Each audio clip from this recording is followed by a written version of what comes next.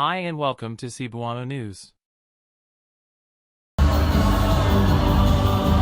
Representing Suli Festival.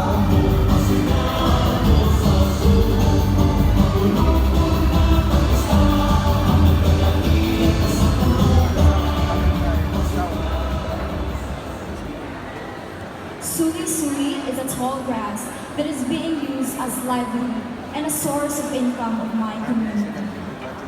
My costume is a tribute to the local San Francisco Hanon women weavers, and it symbolizes their hard work, creativity, and dedication. Maayong buntag Sugbo. I'm Nina Blythe Bunyel, 18, from the town by the lake, San Francisco.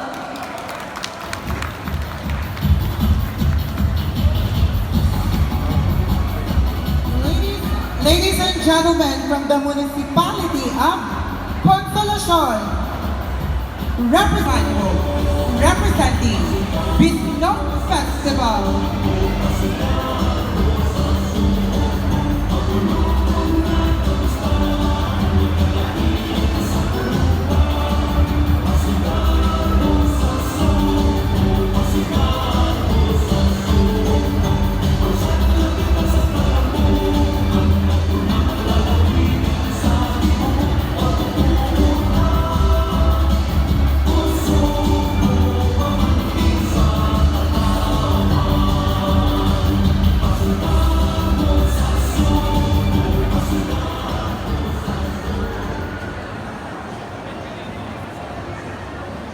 Good day, everyone. My name is Luis Zozo Bradalasa from the municipality of Dumano, representing Bisno Festival. Bisno is a short term for Bisayang Manok, all the way from Dumano, which is the only place in Cebu who offers authentic lechong Bisayang Manok with its secret spices that is cooked in a coconut stock that gives a distinct taste.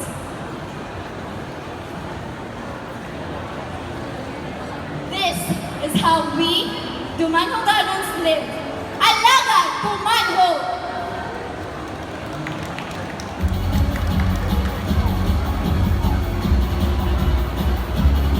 Please welcome on stage. Ladies and gentlemen, please help me welcome from the municipality of Tudela, representing Katungan Festival.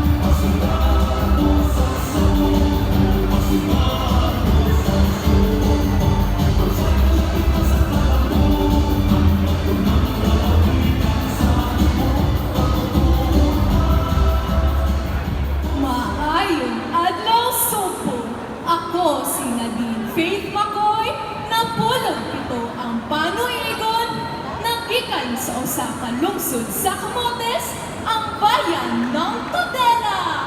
Nag-representar sa Katungan Festival. Arriba, Katungan Festival! Viva Immaculada Concepcion! Basta Tudela, guapa! Mangrove trees have been an endangered and threatened species in the Philippines. This is the reason why Tudela implemented the Katungan Festival.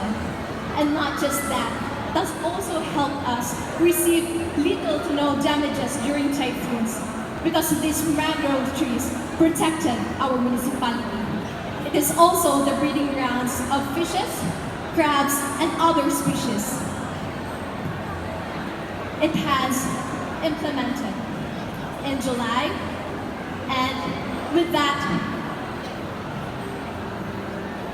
And with that, we conserve and we preserve these mangrove trees by changing our festival from Balanghoy Festival to Katungan Festival. Arriba Katungan Festival!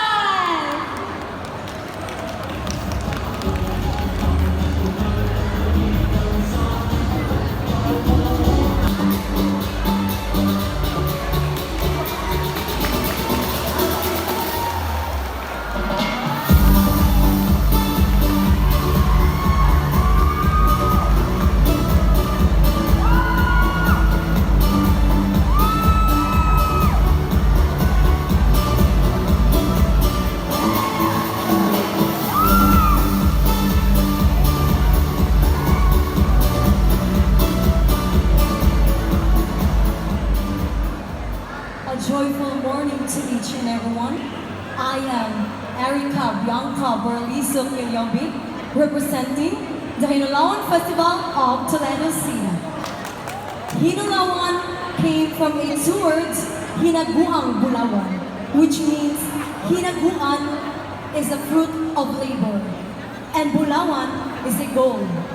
Hinulawan is the biggest and most flamboyant in Toledo City, that is celebrated annually every 12th month of June. And coincidentally, celebrated together with the Philippine independence. This costume made with the shades of gold leaf, the champagne gold, for the copper that is abundant in the city. And the rich gold represents the Toledanans' hospitality and resiliency. These carved patterns, these different sizes of holographic size stones and special fabrics, and to the touch of the designer's artistry on creating this masterpiece sophisticatedly and with glass, showing the city's abundance of copper. Thank you.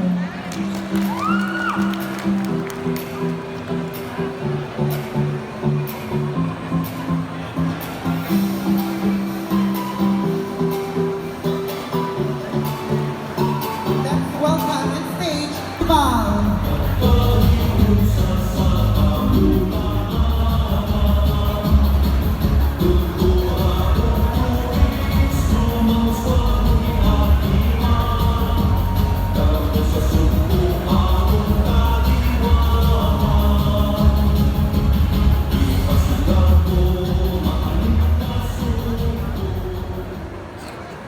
Banig, banig, banig sa batyan, Pasigarbo sa kalibutan.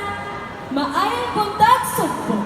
I am Cameron Zoe Cameron, 21 years old, loud and proud to represent the Banig Festival of the municipality of Bajan.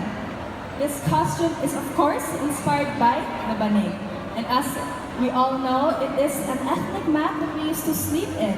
But did you know that it's also a very versatile item? Not only is it a mat, but it can also be used as a handbag, as our slippers, or even as decorations in our home.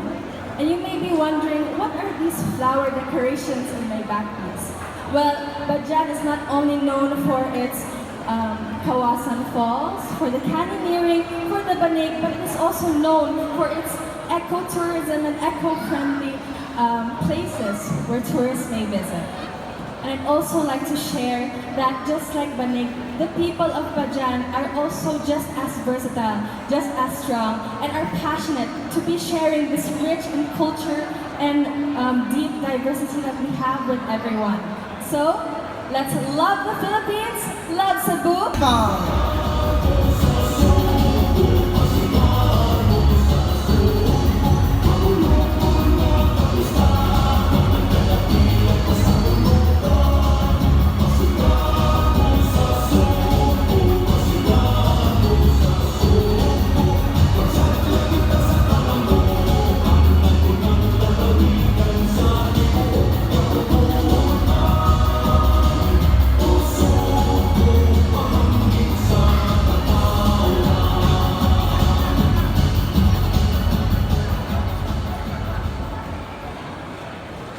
Malipayong adlaw, minahal nga Sugbo.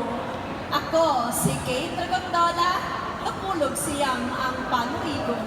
Pasigarbo nagrepresentar sa Sarong Festival sa Konsolasyon. This costume is inspired by the Carnival theme. So you might think, why we choose Carnival?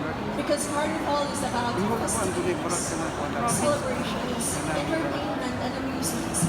And just like Carnival, our sarong brings out comfort and joy. And just like the name of our town, we want to give consolation and gladness to all. So, from the headdress displays of flags the sarong, and this is embellished with stones in pink hues and crystals that sparkles, manifesting joy and hope.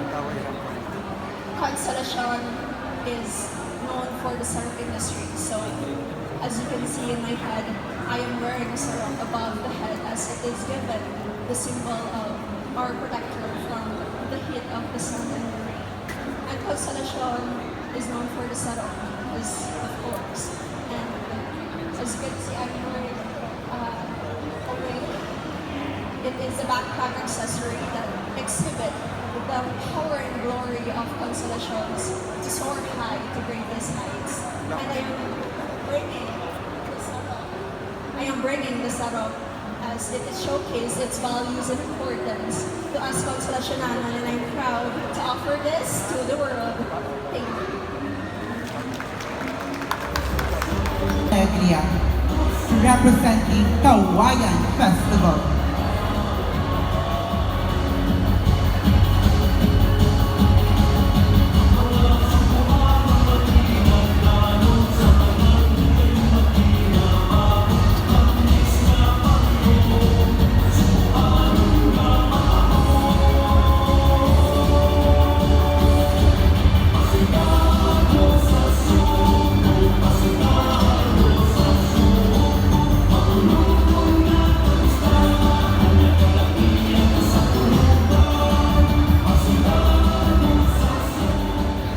Masaulugon ng mga Sugboano, ilabinagyod ang mga Alegriyano nga nahadiin sa pagsagubang sa mga indigay sa kinabuhi o gibalik kini ngadto sa katawhan pinaagi sa pagsaulog o bunyaka.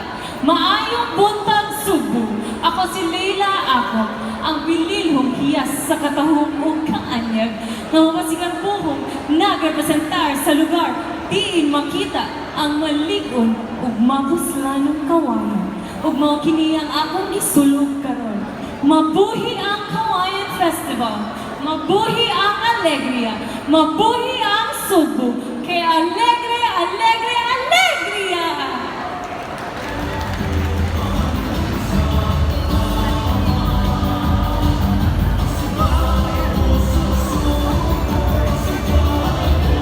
Representing Sikoy Festival.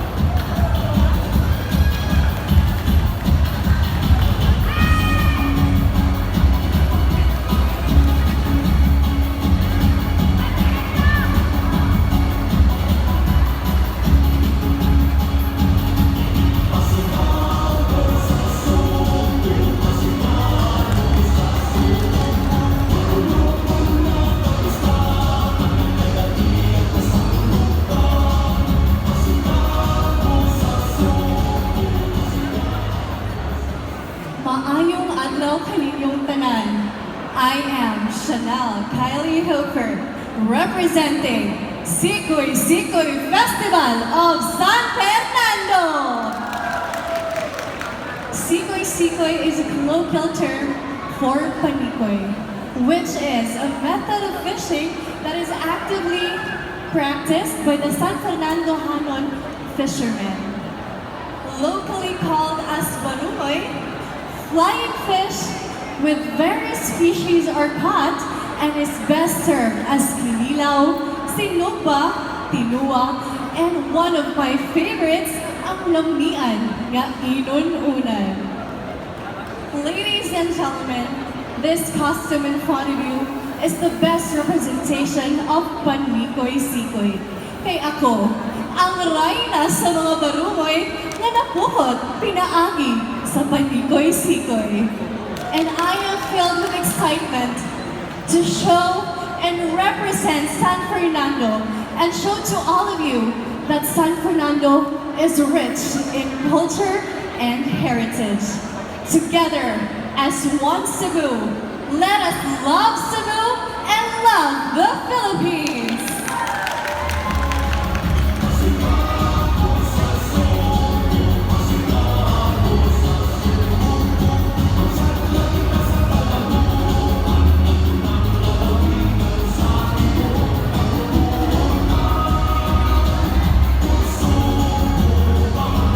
Please welcome Daman Festival.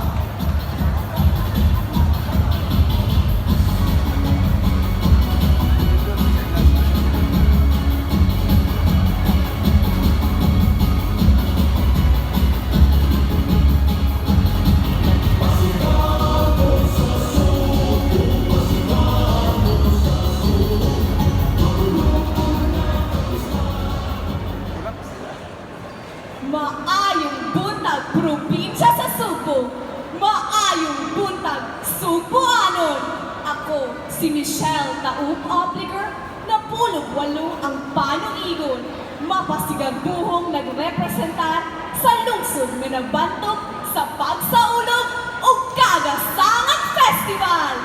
Ang dagway sa paraiso, lungsod sa Mualbual. My town is endowed with the beauty and bounty of nature, and it takes its most proud of its underwater paradise, especially our coral reefs, which is considered the jewel and gem of my town. My costume, inspired by our Kagasangan, which is our corals, are beautifully interlaced in our sea water. This magnificent Kagasangan have brought Mualbual to the limelight. That is why Mualbual is in fact Presenting Kababan Festival.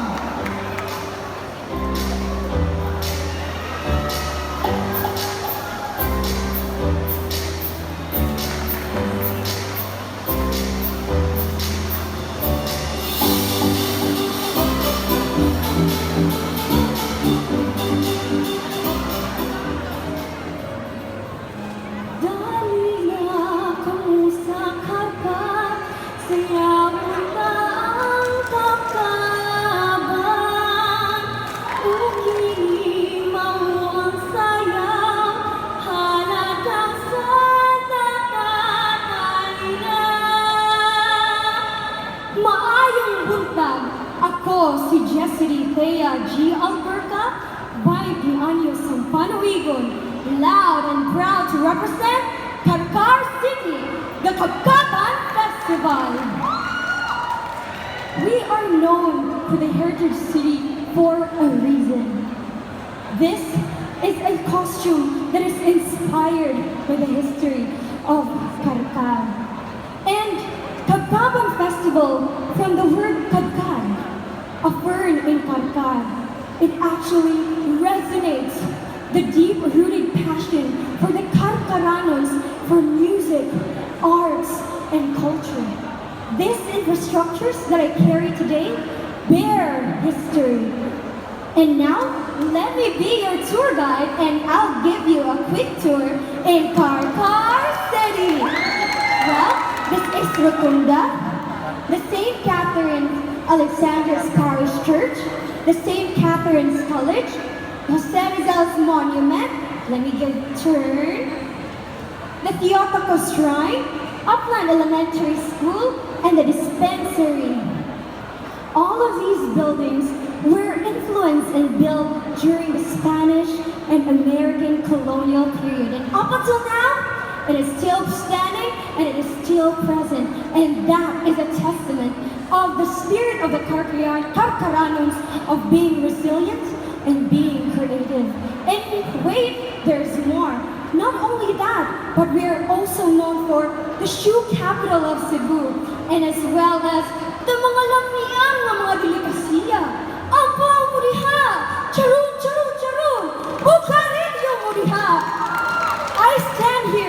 as one, but as the whole of Karkar. This is the efforts and creativity of the whole of Karkaranos. This is Karkar.